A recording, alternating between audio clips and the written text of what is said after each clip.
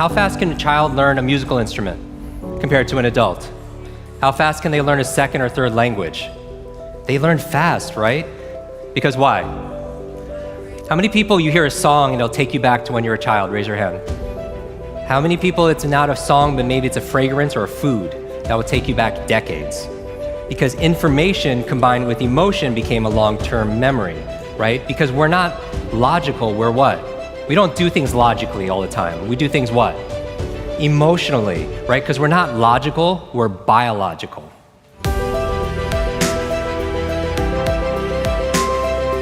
Everyone wants to write this down. All learning is state dependent.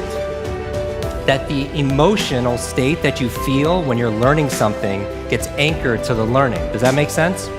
By the way, what was the state that you felt back in school?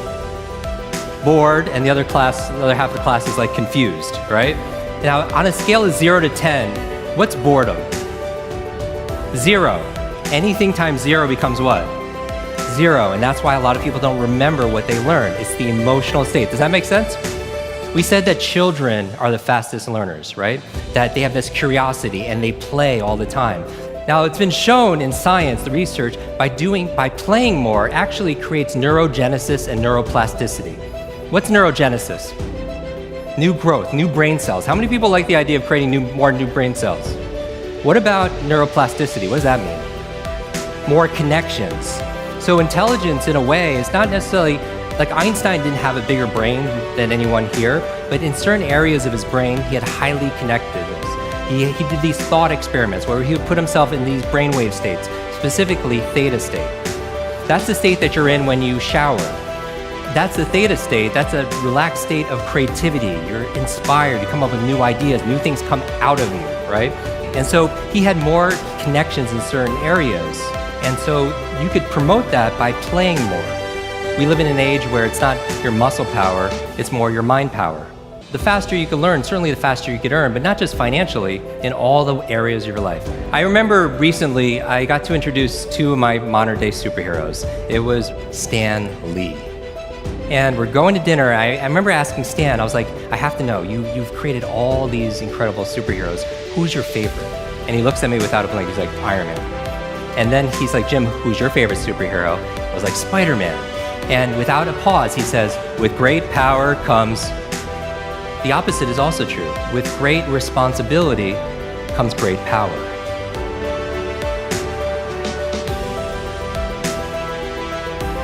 When you take responsibility for something, you have great power to what? To change things, to transform things, to make things better.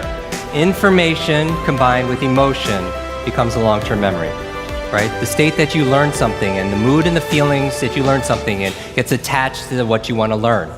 I'm going to give you 6 keys to learn anything faster. You can write these down. I want you to remember, be fast.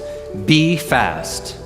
6 keys to learn any subject or skill faster. So the B in be fast stands for believe. Because if you believe you can or believe you can't, either way, what? Either way, you're right. All behavior is belief-driven. How many people here talking about memory? Because memory, forgetting is a state.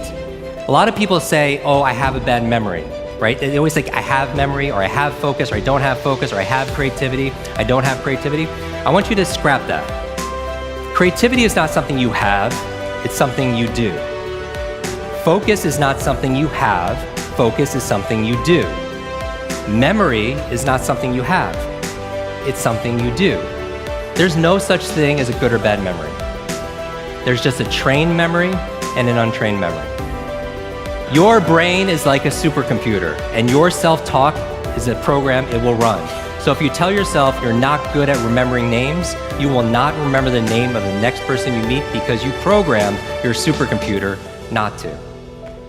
Your mind is always eavesdropping on your self-talk. Your brain cycles through different brain waves. Beta is when you're most awake. You're in beta, most of you right now. Delta is when you're asleep. Theta is right above delta. That's the state of creativity we talked about. In between theta and beta, when you're most awake, is a state called alpha. Right? It's a state you go in when you meditate. State you go into when you do deep breathing. State you're also in when you watch television. Alpha state is a great state to learn in, though. There is no learning without remembering. So B is believe. Believe you can, believe you can. Now the E, I'm gonna go through these really fast, is exercise. Exercise. And what I mean by this is I mean physical exercise. Because your brain, the primary function of your brain is to control your movement. As your body moves, your brain grooves. If you want to learn any subject or skill faster, the F is to forget. Forget. A lot of people don't learn faster because they feel like they know it already. Right? So you want to forget about anything else than what you're learning here, temporarily. The A in fast stands for active, active. You take notes, you ask questions, you participate in it. The S in fast stands for state, that all learning is state dependent. All learning is state dependent. I never want to learn in a bored state, right? Most people, like when they read, they're in a bored state. People wonder why they don't remember what they read. So control your state. Finally, the T in fast and B fast stands for teach. You learn with the intention of teaching it to somebody else. If you had to teach this to somebody when you got back home, your team, your family, your friends, would you learn it differently? Yes or yes? Right? So you learn with the intention of teaching to somebody else. Because when you teach something, you get to learn it twice. Let me close with this. When I got home, there was a package waiting for me. I opened up. I don't know if you could put the slide on, please. I opened it up and there's this photograph. There's a photograph of me and the entire cast of X-Men. And even better than Halle Berry and Jennifer Lawrence and everything that's on there was the note from the chairman. It said this: Jim, thank you so much for sharing your superpowers with all of us. I know you've been looking for your superhero school since you were a kid. Here's your class photo. So my question for you is this: if you could go back to that child inside of you, that younger self, and right now tell them something that they need to hear, what would that be? And if you were to go in the future, 1 year, 2 years, 5 years, 10 years ahead in the future, I believe you have wisdom inside of you.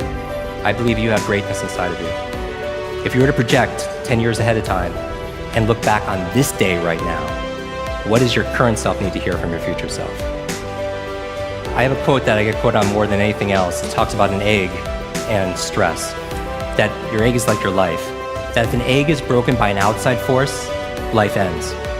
But if it's broken by an inside force, life begins. And all great things begin on the inside. Thank you very much.